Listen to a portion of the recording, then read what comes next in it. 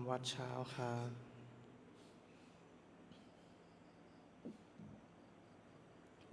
ทั้งหมดกราบพระพร้อมกันครับกรา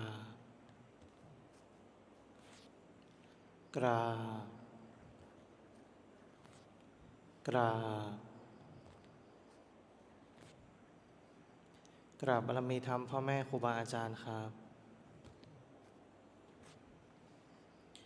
ทั้งหมดกล่าวคำบูชาพระรัตนตรัยพร้อมกันครับอิมินาสการนะพุทธังอภิปูชยามะอิมินา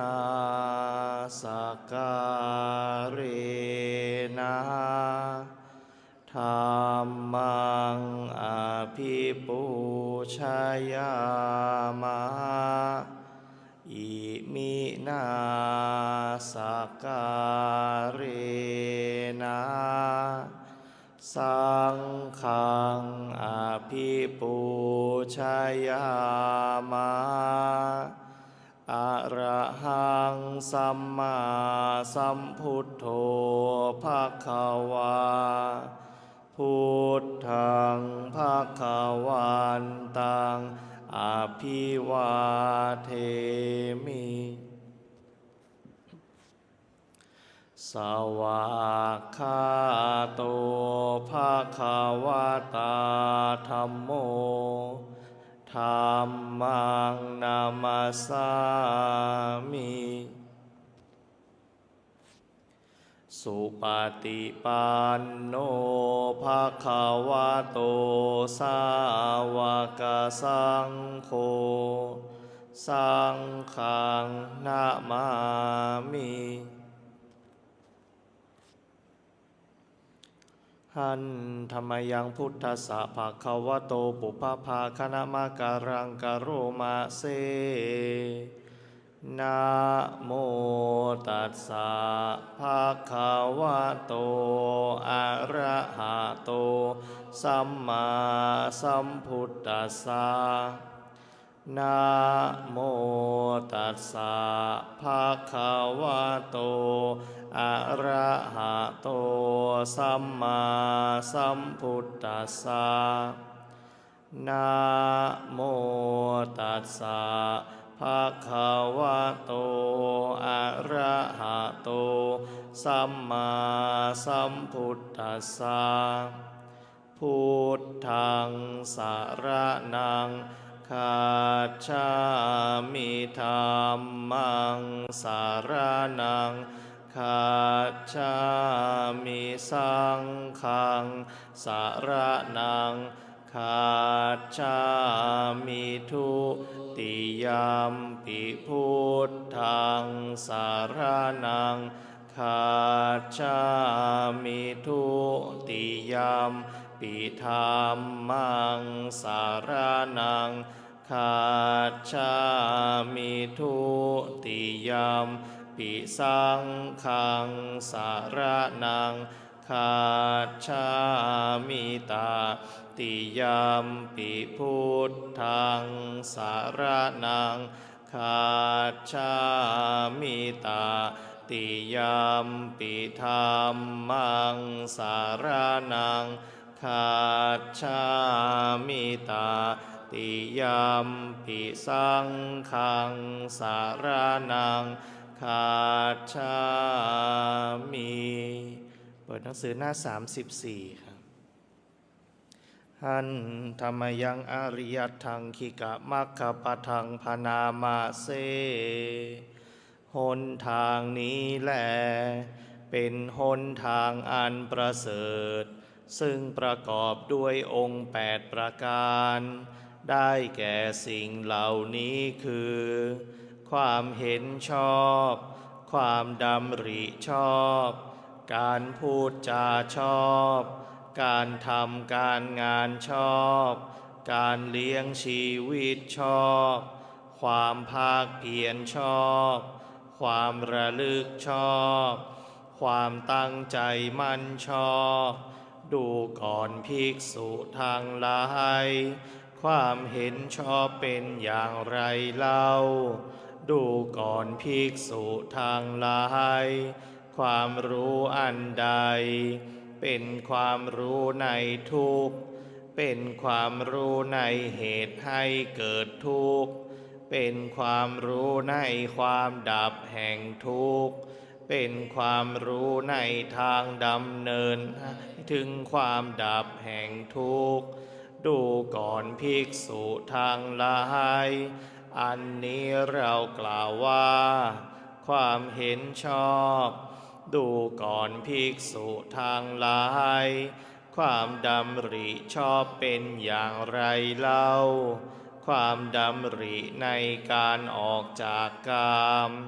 ความดำริในการไม่มุ่งร้ายความดำริในการไม่เบียดเบียนดูก่อนภิกษุทางหลายอันนี้เรากล่าวว่าความดำริชอบดูก่อนภิกษุทางหลายการพูดจาชอบเป็นอย่างไรเล่า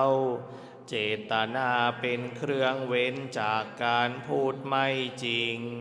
เจตนาเป็นเครื่องเว้นจากการพูดส่อเสียดเจตนาเป็นเครื่องเว้นจากการพูดหยาบเจตนาเป็นเครื่องเว้นจากการพูดเพ้อเจ้อดูก่อนภิกษุทางหลายอันนี้เรากล่าวว่าการพูดจาชอบดูก่อนภิกษุทางหลายการทำการงานชอบเป็นอย่างไรเล่า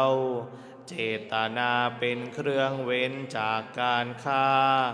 เจตนาเป็นเครื่องเว้นจากการถือเอาสิ่งของที่เจ้าของไม่ได้ให้แล้วเจตนาเป็นเครื่องเว้นจากการประพฤติผิดในกามทั้งหลายดูก่อนภิกษุทางหลายอันนี้เรากล่าวว่า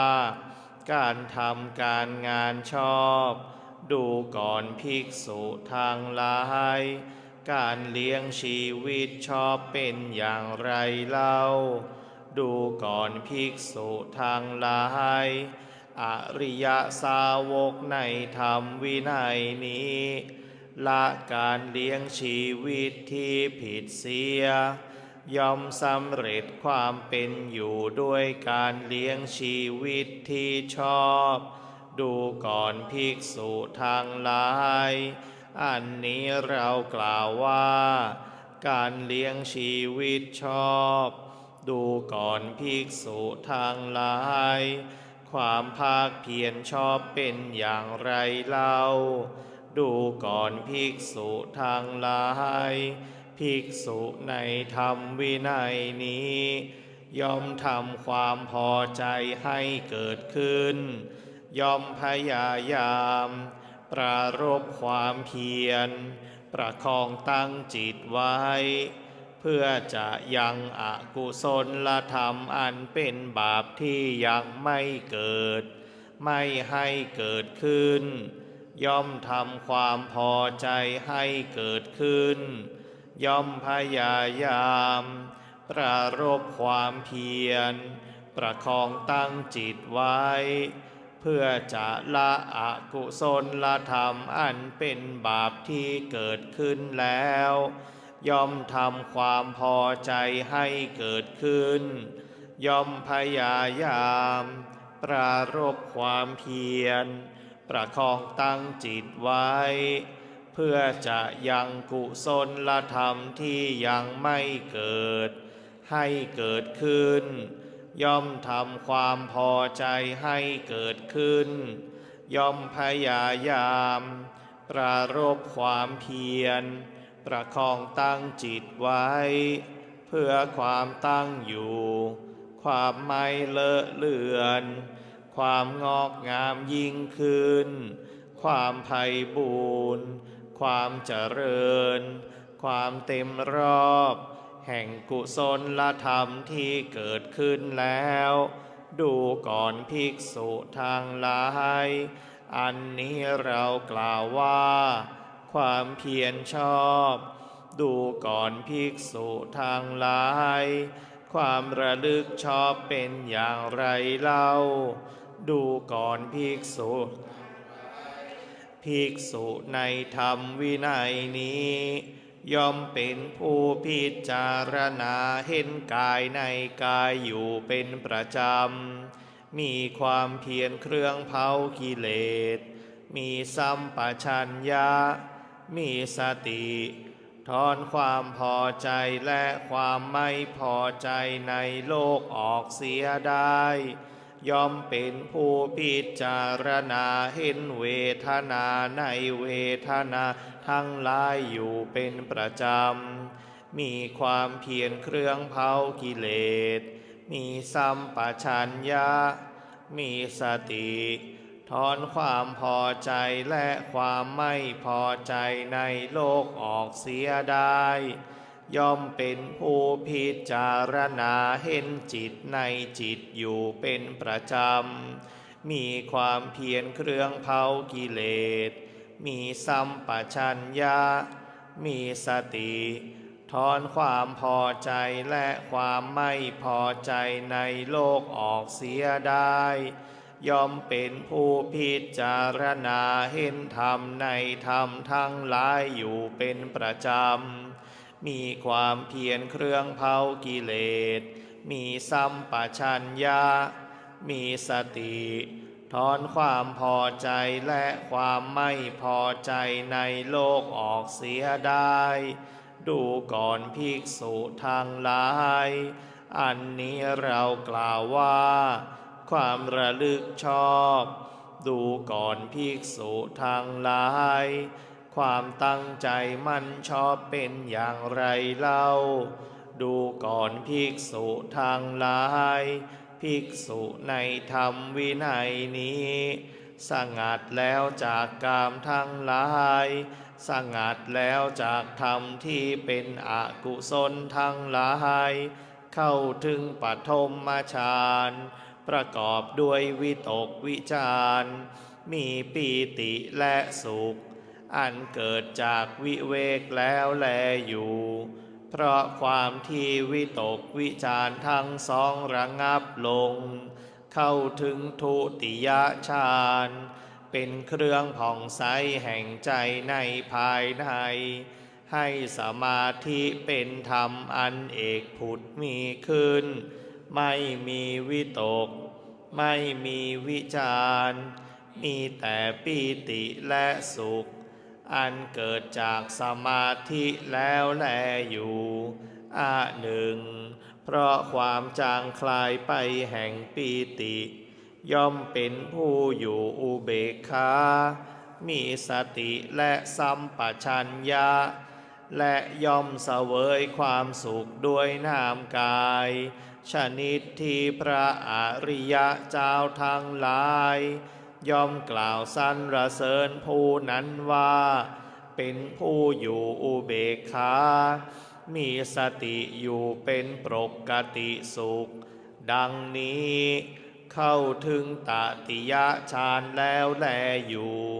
เพราะละสุขเสียได้และเพราะละทุกข์เสียได้เพราะความดับไปแห่งโสมนัสและโทมนัสทั้งสองในการก่อนเข้าถึงจตุตถฌานไม่มีทุกข์ไม่มีสุขมีแต่ความที่สติเป็นธรรมชาติบริสุทธิ์เพราะอุเบกขาแล้วแลอยู่ดูก่อนภิกษุทั้งหลายอันนี้เรากล่าวว่าความตั้งใจมั่นชอบ